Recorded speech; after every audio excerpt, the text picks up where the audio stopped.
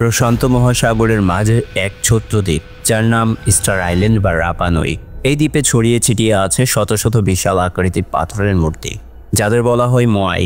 কিন্তু প্রশ্ন হলো, কে বানিয়েছিল এই মূর্তিগুলো, কেনই বা বানানো হয়েছিল, আর কিভাবে এত ভারী পাথর এত দূর দূরান্তে পৌঁছে দেওয়া সম্ভব হলো।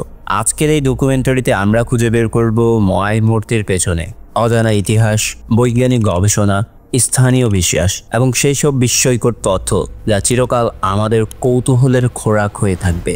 আপনি প্রস্তুত তো? দর্শকবৃন্দ, স্টার আইল্যান্ড একটি ছোট্ট দ্বীপ যা চিলির অংশ। দ্বীপটি আবিষ্কৃত হয় 1722 সালের 5ই এপ্রিল, ঠিক স্টার সানডেতে।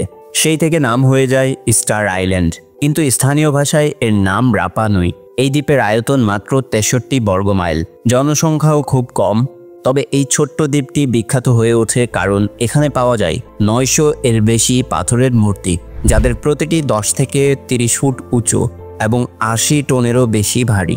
মোয়াই মূর্তিগুলো প্রধানত বানানো হয়েছে আগ্নেয়গিরির পাথর থেকে, যাকে বলা হয় টাফ। বিশেষজ্ঞরা মনে করেন মোয়াই মূর্তিগুলি নির্মিত হয়েছিল 1250 থেকে 1500 সালের মধ্যে। রাপা নুই জনগণ, যাদের পূর্বপুরুষরা সম্ভবত পলিনেশিয়ান, তারা এই বিশাল মূর্তিগুলো তৈরি করে তাদের পূর্বপুরুষদের সম্মান জানাতে। মূর্তিগুলোর মাথা বড়, চোখ গহ্বর বিশিষ্ট, আর অনেকের মাথায় রয়েছে লাল রঙের পোকাও, এক ধরনের টুপি যা ভিন্ন পাথর দিয়ে বানানো। একটি মূর্তি বানাতে অনেক সপ্তাহ বা মাস লেগে যেত। কিন্তু সবচেয়ে বড় প্রশ্ন ছিল, এত ভারী মূর্তি এক পাহাড় থেকে এনে দ্বীপের বিভিন্ন স্থানে কিভাবে স্থাপন করা হতো। স্টার দ্বীপে আবিষ্কৃত শত শত মোয়াই মূর্তির মধ্যে অনেকগুলো আজও দাঁড়িয়ে আছে, আবার অনেকগুলো পড়ে আছে মাটিতে। প্রশ্ন জাগে, এই বিশাল মূর্তিগুলো কিভাবে স্থানান্তর করা হতো। একটি মূর্তির ওজন 80 টনের বেশি। তখন না ছিল ক্রেন, না ছিল আধুনিক গাড়ি, তবেও দ্বীপের পাহাড়ের ঢাল থেকে এগুলো নিয়ে যাওয়া হয়েছে অনেক দূর। কিভাবে সম্ভব হলো? প্রথম দিকের গবেষকরা ধারণা করেছিলেন রাপা নুই মানুষ কাঠের গোল গুড়ি ও দড়ির সাহায্যে মূর্তি টেনে নিয়ে যেত। এটিকে বলা হয় স্ল্যাজ তত্ত্ব। তবে এই পদ্ধতিতে অনেক গাছ কাটতে হতো, আর এই দ্বীপে পরে দেখা যায় পরিবেশ ধ্বংসের প্রমাণ। 2012 সালে আমেরিকান গবেষক ট্যারি হান্ট এবং কার্ল লিপো নতুন এক তত্ত্ব প্রস্তাব করেন। তারা বলেন মোয়াই মূর্তিগুলিকে দড়ির সাহায্যে দুই পাশে টেনে হাঁটিয়ে নিয়ে যাওয়া হতো, ঠিক যেন এক বিশাল পাথরের পুতুল দুলে দুলে হেঁটে যাচ্ছে। তারা এই পদ্ধতি প্রমাণ করতে সফল হন। এই ভিডিও ফুটেজ আজও ইউটিউবে রহস্যপ্রেমীদের মনে উত্তেজনা জাগায়। অনেক মূর্তি আবিষ্কৃত হয়েছে যেগুলো এখনও পাহাড়ে আধা নির্মিত অবস্থায় পড়ে আছে। এইগুলোর মাধ্যমে গবেষকরা ধারণা পান পুরো প্রক্রিয়া ছিল ধাপে ধাপে। প্রথমে পাহাড়ে কাটা, পরে চূড়ান্ত রূপ দেওয়া, তারপর স্থানান্তর।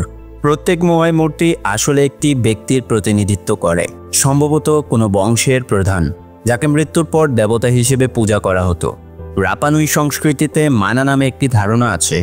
এটা হলো আত্মিক শক্তি বা সম্মান, যা একজন নেতা বা পূর্বপুরুষকে ঘিরে থাকে।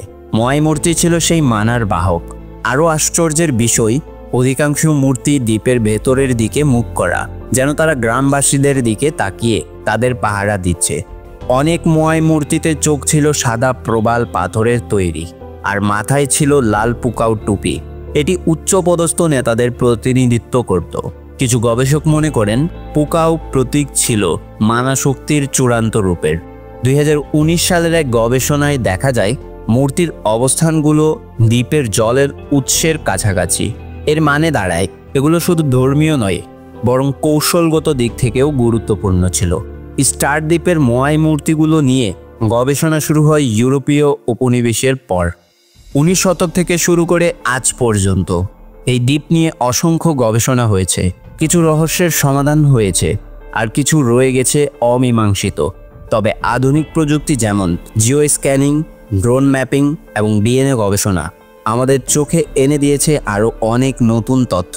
বহু বছর ধরে সবাই ভাবত মোয়াই শুধু মাথা, কিন্তু সাম্প্রতিক খননে দেখা গেছে অনেক মূর্তির পুরো দেহই মাটির নিচে চাপা পড়ে আছে।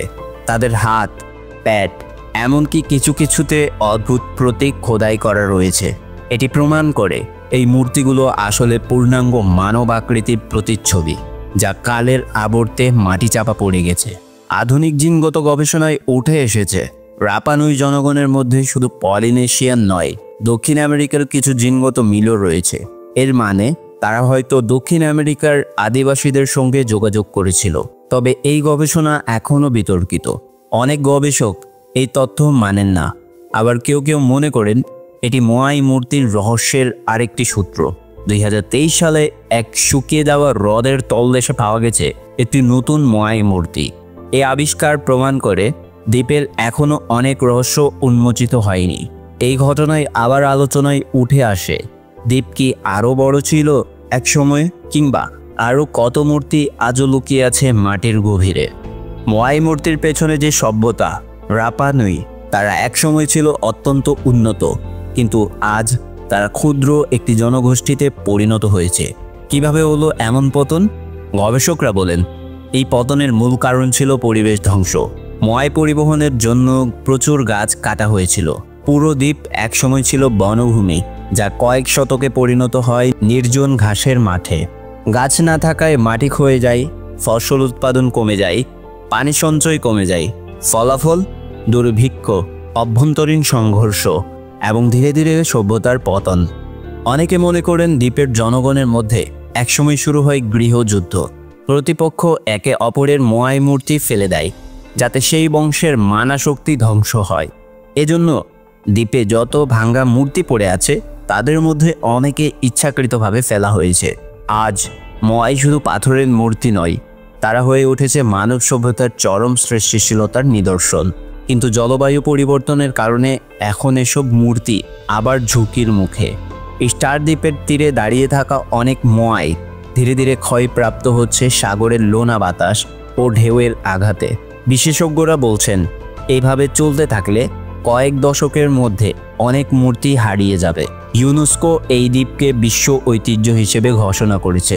এখন চিলি সরকার ও আন্তর্জাতিক সংস্থাগুলো একত্রে কাজ করছে মূর্তি রক্ষা, পর্যটন নিয়ন্ত্রণ ও স্থানীয় জনগণকে সচেতন করতে। ডিজিটাল স্ক্যান, 3D মডেলিং ও ভার্চুয়াল রিয়েলিটি ব্যবহার করে এখন মূর্তিগুলো রেকর্ড রাখা হচ্ছে ভবিষ্যতের জন্য। রাপা নুই জনগণ নিজেরাই এখন জড়িয়ে পড়ছে এই সংরক্ষণ কাজে। তারা চান বিশ্বের কাছে শুধু মোয়াই নয়, তাদের সংস্কৃতি, ভাষা ও ইতিহাসও তুলে ধরা হোক সম্মানের সঙ্গে। স্টার দ্বীপের নিঃশব্দ দৈত্যরা আজও দাঁড়িয়ে আছে, যেন তারা অতীতের কোনো মহাসভ্যতার গল্প আমাদের কাছে ফিসফিস করে বলে যাচ্ছে।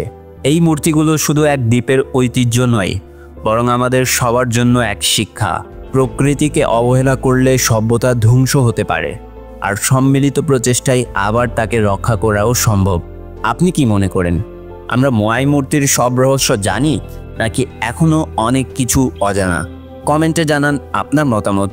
ভিডিও ভালো লাগলে লাইক দিন, শেয়ার করুন, আর এমন ইতিহাস ভিত্তিক ডকুমেন্টারির জন্য চ্যানেলটি সাবস্ক্রাইব করতে ভুলবেন না। তো দেখা হবে পরবর্তী কোনো চমৎকার ভিডিওতে।